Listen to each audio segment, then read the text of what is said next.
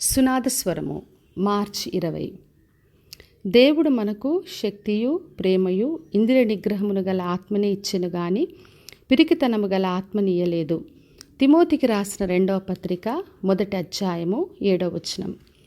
దేవుడు మనకు అనుగ్రహించిన ఆత్మ గురించి ఈ రోజున వాగ్దానం చేస్తున్నాడు. దేవుడు మనకు అనుగ్రహించిన ఆత్మ శక్తి, ప్రేమ, ఇంద్రియ నిగ్రహము గల ఆత్మ. అంతేకాని పిరికితనము గల ఆత్మను దేవుడు మనకు అనుగ్రహించలేదు. అందుకే యేసుక్రీస్తు తన శిష్యులతో చెప్పాడు.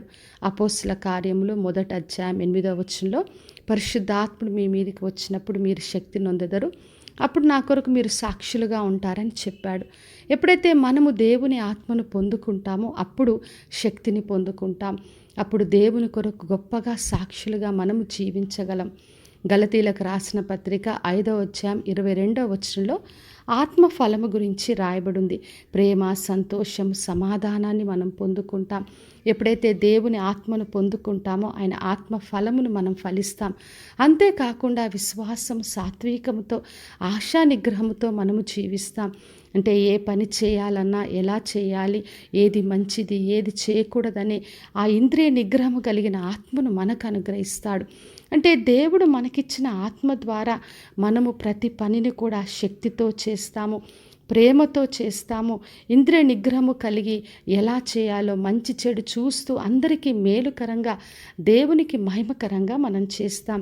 అందుకే పరిశుద్ధ గ్రంథంలో మనం చదివినప్పుడు దేవుడు ఎప్పుడు కూడా తన ప్రజలకు భయపడొద్దు, నిబ్బరము కలిగి ధైర్యంగా ఉండండి అని బలపరిచాడు. మరి ప్రత్యేకంగా యెహోషువ గ్రంథం 1వ అధ్యాయంలో చదివినప్పుడు దేవుడు యెహోషువతో చెప్పాడు, మోషేకు తోడుగా ఉన్నట్టు నేను నీకు తోడుగా ఉంటాను, ధైర్యం తెచ్చుకొని నిబ్బరము కలిగి ధైర్యంతో ముందుకు వెళ్ళమన్నాడు. నేను నీతో పాటుగా వస్తానని చెప్పి దేవుడు బలపరిచాడు. కాబట్టి నా ప్రియ సహోదరి సహోదరా, దేవుడు మనకి ఏ పని అప్పగించినా శక్తితో చేద్దాం. ఆయన ప్రేమతో ఇంద్రియ నిగ్రహముతో ముందుకు కొనసాగుదాం. మన ముందున్న పరీక్షలైనా పరిచర్య అయినా ఎటువంటి ఛాలెంజెస్ ఉన్నా ఆయన మనకు తన శక్తినిచ్చాడు, ఆత్మనిచ్చాడు. కాబట్టి ధైర్యంతో, విశ్వాసంతో ఆ పనిని ముందుకు కొనసాగిస్తూ దేవునికి మహిమకరంగా జీవిద్దాం. ప్రార్థన చేసుకుందాం. పరలోకమందున్న మా తండ్రి, మా దేవ, ఈరోజు ఇచ్చిన వాగ్దానం కొరకే వందనాలు తండ్రి. మీ ఆత్మను మాకు అనుగ్రహించినందుకు స్తోత్రం.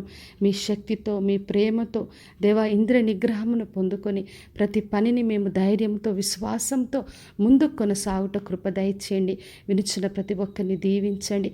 వారికి ఉన్న భయములను, కలవరాలన్నీ తీసివేసి ధైర్యపరిచి నడిపించమని యేసు నామములో అడిగి వేడుకొంచున్నాను తండ్రి. ఆమెన్. ఈ శుభవచనము వినుచున్న ప్రతి ఒక్కరి జీవితంలో నెరవేర్చబడునుగాక. నేను మీ ప్రియ సహోదరి మంజులాచరణ్.